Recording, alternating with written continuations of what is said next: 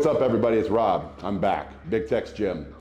Here we are, gonna have another fun discussion on some new stuff. Well, not new stuff, should I say, but something that's become recently semi-popular. Last year, for sure. Ozempic. I want to discuss positives and negatives of it. Again, this is my opinion, my research. That's it. Do your own research. I say it every time. Do your own research. That's your job. It's your body. Don't do shit without doing research. All right, as we jump into it, I'll actually start with the positives. The positives of this would be weight loss. They say it also helps with diabetes and Alzheimer's. There's a bunch of claims.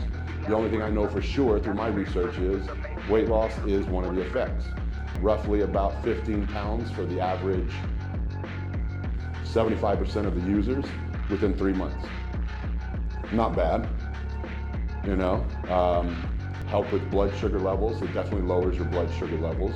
However, if you were actually eating right, that wouldn't be a problem most likely, because lower blood sugar levels would come from eating less shitty food, like simple carbs, candy, junk, shit like that.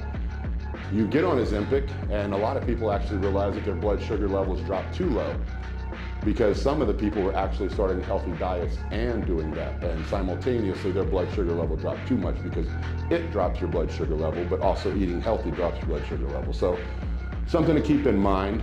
That's the positives, very short. Negatives, or should I call it the dark side of Ozempic. Here it is. One of the most important things you can understand about this, it only happens to a small percentage of users. However, nobody knows who that percentage of users actually is until it's too late. Some of these side effects are permanent, so I want you to think about it. Whenever you're putting something in your body, you gotta realize you've got one body. You fuck it up, there's nothing coming to be fixed. You're fucked, permanently. That's what they've learned about the side effects that happen with Ozempic. Some of these stay forever.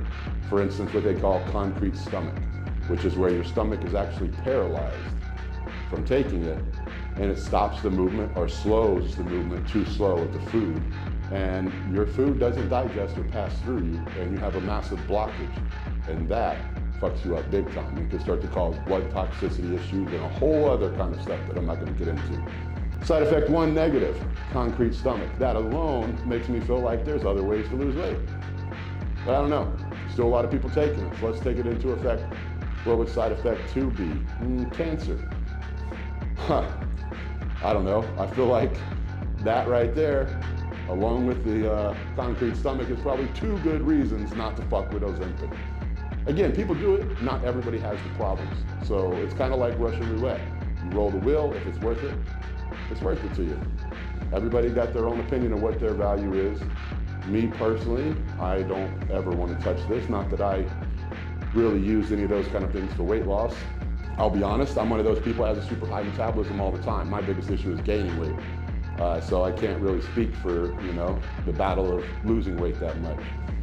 But I can say that it would appear to me that with the two mentions that I've done so far, concrete stomach and cancer, you might want to find something else. Because again, 15 pounds in 3 months is such a small amount of weight, in my opinion, for that kind of a risk.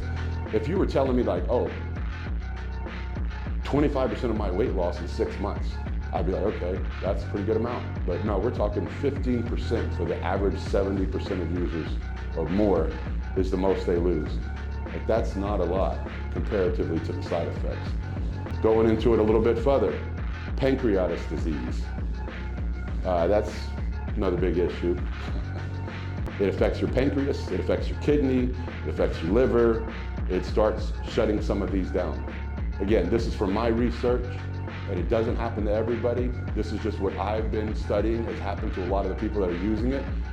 That, to me, sounds like a horrible fucking idea right there.